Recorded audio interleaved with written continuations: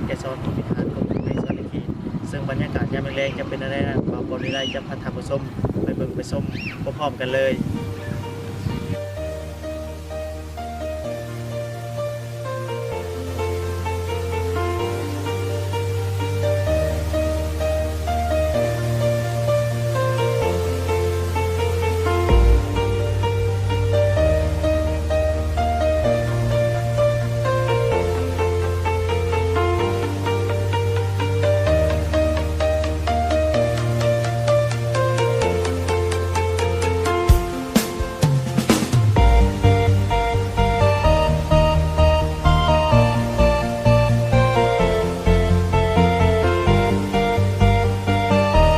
บริไลเนาะได้บอกท่านผู้ชมว่าจะพามาเลาะมาเที่ยวแคมป์คลองเนาะมันก็มีหลายๆห้างและมันบาปอนวิไลได้มาพอห้างสัตว์นกคุ้งบาปอนวิไลสิลองสัตว์เลยว่ามันจะได้ยังบอกพอค่ะ3 ลูกมี3 ลูกเท่าไหร่แน่นี่3 ลูก5,000นะจะเป็นอะไรไปเบิ่งเด้อสีมือการสัตว์ของบาปอนวิไล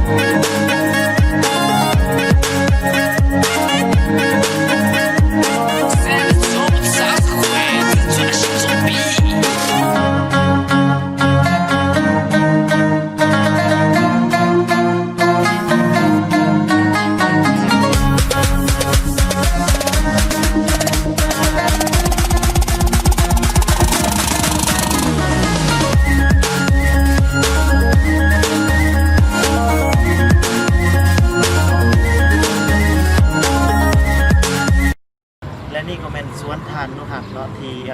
ไว้สำหรับให้ผู้ใดที่มาออกกำลังกายเนาะได้มาเล่นออกกำลังกายแล้วก็เป็นเพื่อให้มีสุขภาพที่แข็งแรงและเอาก็ได้พาเลาะพาทางผู้ชมเลาะเบิ่งแล้วว่าสถานที่นี้มีความสวยงามปานใดเนาะก็คือดังที่ทางผู้ชมได้เห็นผ่านไปนั้น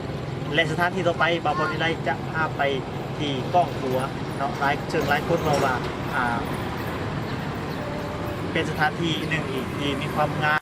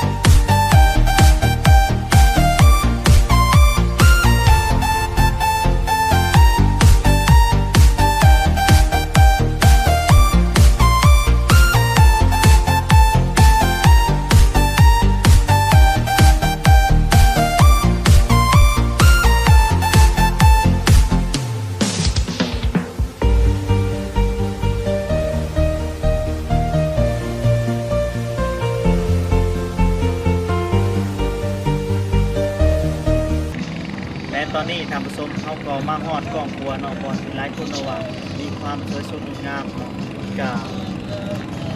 การที่บอลมีไรได้มาเห็นแล้วกับมีความสวยสดงามดีเนาะดังที่ทางผู้ชมได้เห็นพร้อมๆกับบอลมีไรเนาะและหลังจากที่บอลมีไรพาเลาะจากหลังห้องหมอจนมาฮอดกล้องครัวในการแนะนำสถานที่ท่องเที่ยวของบอลมีไรมาฮอดนี่ก็ได้สิ้นสุดลงขอขอบใจทางผู้ชมที่ให้การติดตามรับชมตั้งแต่ต้นจนจบขอขอบใจ